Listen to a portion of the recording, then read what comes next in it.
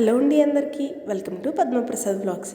ఈరోజు నేను నెల్లూరు చేపల పులుసు నెల్లూరు నుండి తేలేను, కానీ ఇంచుమించుగా కాదు 100కు 100% పులుసు అదే రుచి, రంగు, చిక్కదనంతో నేను చేశానండి. అబ్బా, వేడి వేడి అన్నం పెట్టుకొని ఇలా ఈ పులుసు చేసుకొని 2 ముక్కలు చేప ముక్కలు, 4 బెండకాయ ముక్కలు, ఒక మామిడికాయ ముక్క వేసుకొని తింటూ ఉంటే అద్భుతం, అమోఘం. నోట్లో ఉండి లాలాజలం ఎదుటి వాళ్ళకి ఊరాల్సిందే, అంత బాగుంటుందండి ఈ నెల్లూరు చేపల పులుసు. చేసుకోవడం కూడా చాలా ఈజీ. ఎలా చేసుకోవాలో చూసేద్దామా? వచ్చేయండి. మరి వెడల్పాటి గిన్నె పెట్టుకొని చేపలు దాక పెడుతున్నానండి. నేను దాక మందంగా ఉండాలి, వెడల్పుగా ఉండాలి, గుర్తుపెట్టుకోండి. నేను 2.5 కేజీల చేప ముక్కల్ని చేస్తున్నానండి. వేస్టేజ్ అంతా పోనూనే 2.5 కేజీల చేపతో పులుసు చేస్తున్నానండి. ఒకటే చేప తీసుకున్నాను. చూడండి, పొట్ట భాగం ముక్కలు సపరేట్గా అలా కట్ చేయించేసాను, ముక్క చెదిరవకుండా ఉంటుంది. పులుసుకి ఈ మాత్రం మందం ఉంటేనే బాగుంటుందండి ముక్క. ఇప్పుడు దీంట్లోనే 3 గంటల దాకా నూనె వేసుకుందాం. అంటే ఇంచుమించుగా నేను 150 గ్రాముల నుండి 170 గ్రాముల దాకా నూనె వేస్తున్నానండి. చేపల పులుసుకి కాస్త నూనె ఎక్కువే ఉంటేనే బాగుంటుంది. 3 గరిటెల దాకా ఆయిల్ వేసుకున్నాను కదా. ఇప్పుడు దీంట్లోనే పెద్దవి 3 ఉల్లిపాయలు తీసుకొని పేస్ట్ చేసేసానండి. ఉల్లిపాయ పేస్ట్ కూడా వేసుకున్నాను. అలాగే 300 గ్రాముల దాకా టమాటాలను కూడా పేస్ట్ చేసి వేస్తున్నాను.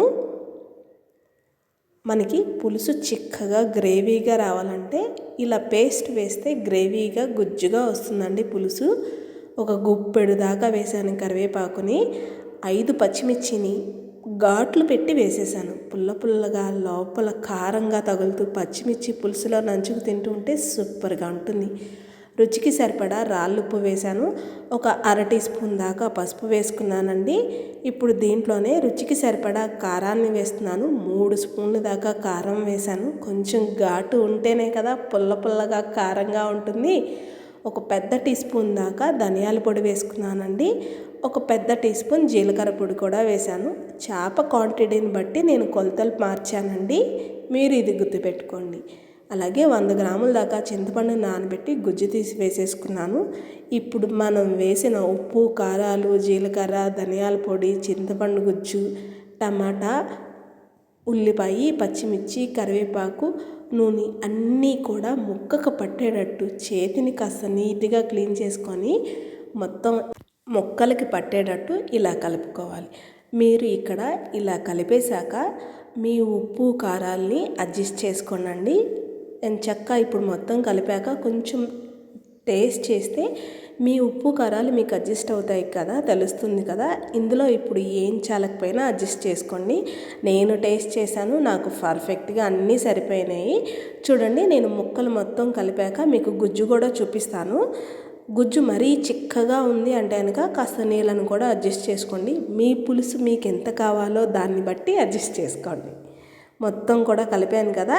ఇప్పుడు దీంట్లో నేను కొన్ని నీళ్లు పోసుకుంటున్నాను. ఏముందండి, మిక్సీ జార్ ఎలాగో వేస్తాం కదా, దాంట్లో ఒక 1/2 లీటర్ దాకా నీళ్లు పోసి ఆ నీళ్ళను కూడా పోసి గుర్తుపెట్టుకోండి సుమా, పొయ్యి మీద దాకా పెట్టిన కాండి స్టవ్ ఆపేసేదాకా గరిట అనేది పెట్టకండి. చేపల పులుసుకి మస్ట్ అండ్ షుడ్గా తీసుకోవాల్సిన రూల్ అండి. గరిట పెట్టామా ముక్క చెదిరైపోతుంది. తినేటప్పుడు అంత తృప్తి అనిపించదు, ముక్క చెదిరైపోయిందే అన్న బాధ తప్ప. ఈ నెల్లూరు చేపల పులుసుకి మంచి టేస్ట్నిచ్చే మామిడికాయ ముక్కలు, బెండకాయ ముక్కలు కూడా వేస్తున్నానండి. నేను పునాస మామిడి తీసుకున్నాను, పులుపు సూపర్గా ఉంటుంది. ఆ మామిడికాయ అయితే కనుక కాయ ముక్కల కింద కట్ చేసి వేసేసాను. ఓ 1/2 కేజీ బెండకాయ ముక్కలను కూడా వేస్తున్నాను. మూత ఒక వాలుగా పెట్టి హై ఫ్లేమ్లో కాసేపు కుక్ చేసుకున్నాం. ఈ లోపల ఈ నెల్లూరు చేపల పులుసుకి మంచి టేస్ట్నిచ్చే పేస్ట్ చేస్తున్నానండి. ఒక పెద్ద అల్లం ముక్క, ఒక వెల్లుల్లిపాయ మొత్తాన్ని, 1 టీ స్పూన్ దాకా జీలకర్ర, 1 టీ స్పూన్ ఆవాలండి. వీటన్నిటిని మీకు కుదిరితే చక్కగా రోట్లో వేసి కచ్చబచ్చ దంచండి, లేకపోతే మిక్సీలో వేసేయండి.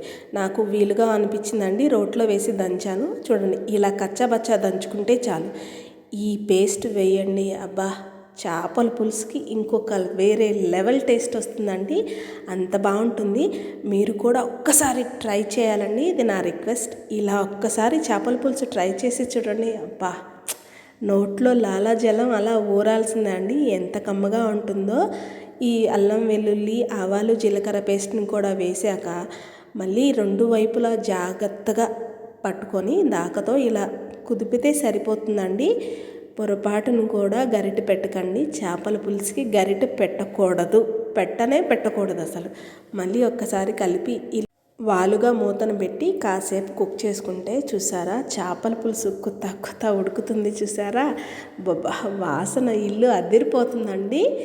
నెల్లూరు చేపల పులుసు మజ్జాక ఇంకొకసారి మళ్ళీ క్లాత్తో రెండు వైపులా పట్టుకొని దాకా మొత్తాన్ని ఇలా తిప్పితే సరిపోతుంది. చూడండి మనం వేసిన మామిడికాయ ముక్కలు, పచ్చిమిర్చి, బెండకాయ పైకి ఎలా తేలుతున్నాయో పులుసులో ఉడికాక ఉంటుందండి. అబ్బా వాటి రుచి అద్భుతం, అమోఘం. చేపల పులుసు అయిపోయింది చూసారా. చుట్టూ ఆయిల్ సపరేట్ అవుతుంది కదా.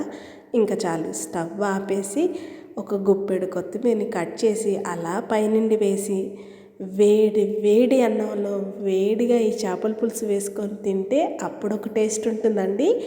ఇవాళ చేపల పులుసు చేసుకొని మరుసటి రోజు తింటే ఆ టేస్ట్ ఇంకా బాగుంటుంది. చూసారా మామిడికాయ ముక్క అలాగే బెండకాయ ముక్క సూపర్గా ఉంటుందండి. పులుసులో ఉడికాక పులుసు కూడా చూసారా ఈ మాదిరిగా ఉంటే సరిపోతుంది. చిక్కదనం మన టేస్టీ నెల్లూరు చేపల పులుసు రెడీ. ఇంతే అండి. నచ్చిందండి మీకు ఈ వీడియో? అయితే లైక్ చేయండి, మన ఛానల్ని సబ్స్క్రైబ్ చేసుకోండి. నేను మరిన్ని కొత్త వీడియోస్తో మీ ముందుకు వస్తూ ఉంటాను.